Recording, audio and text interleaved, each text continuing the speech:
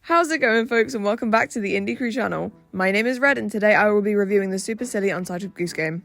This game was released September 20th, 2019, developed by House and published by Panic Inc. You can play the game on PC, Nintendo Switch, PlayStation, Xbox, and mobile. I'll be reviewing the Nintendo Switch version. On all consoles, the cost ranges from $7.99 to $15.99 in Great British pounds and $9.99 to $19.99 in US dollars, with both being free on mobile. Now, with the boring part out of the way, wait, before I begin, let me take you back roughly 5 years to when little Red was sitting on her computer binge-watching YouTube. A little notification came up with the title, "I Became a Goose" from DanTDM. As a long-time fan of his content, I became interested, and not long into the video, I bought the game and started playing it for myself. Years later, I still go back to this game, enjoying every second of it. Now that the goose is loose, let's get into it.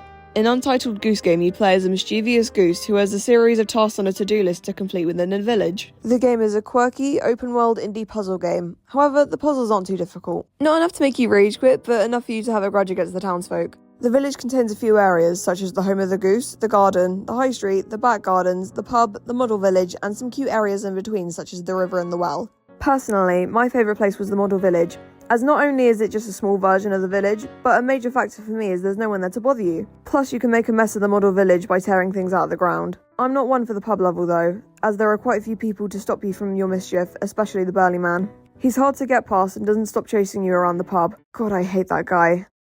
Anyways, the aim of the game is to simply cause as much chaos as possible by interacting with the environment, stealing items, and playing pranks on the villagers. The objectives on the to-do list are on a range spectrum from simple to complex, nothing too difficult. You'll be doing things like putting a rake in the lake, or trapping the shopkeeper in the garage, or something simple like getting into the garden. My most favourite thing on one of the to-do lists is to make the burly man fall on his bum. Considering my hatred towards him, it makes me feel elated to see him fall on his ass, covered in tomato. Some puzzles can be really annoying though, like trying to steal the groundskeeper's keys when they're attached to him, and trying to do the washing in the back gardens when the man is constantly taking stuff out. If you stay undetected by the humans, it makes it 10 times easier to get the task done. Some of the humans will chase you into inconvenient places, such as back where you started or just out of reach of where you need to be. Controls are pretty simple once you get used to them. I find them easiest on Nintendo Switch. It does tell you the controls at the beginning of the game when you're leaving the home of the goose. The controls do obviously vary with controllers and keyboards. The game lasts about 3 to 6 hours, 6 if you fully want to complete the game with all the secret levels. You can pause and come back to the game at any time and pick up right where you left off.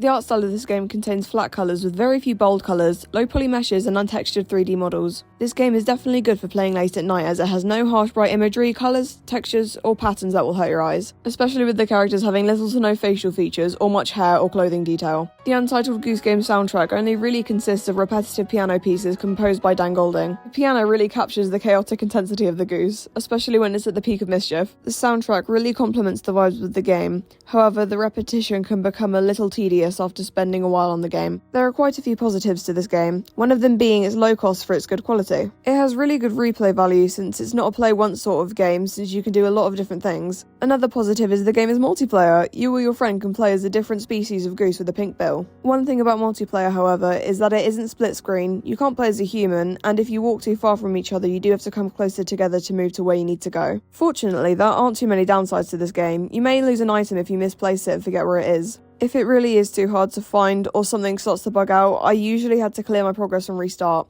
This doesn't happen very often though. And that's it for my review on an Untitled Goose game. I will be giving this game a score of 8.5 out of 10. I 100% recommend this game for someone looking for a fun and calm yet hilarious puzzle game. This game is made for anyone 5+, so basically anyone who can use a controller or keyboard can play this game. I'd say playing for too long makes this game a little bit boring, but in short bursts this game is perfect. If you made it to the end, thank you so much for watching. If you enjoyed me yapping about a goose and want to see more updates on our videos, then please check out the community Discord server.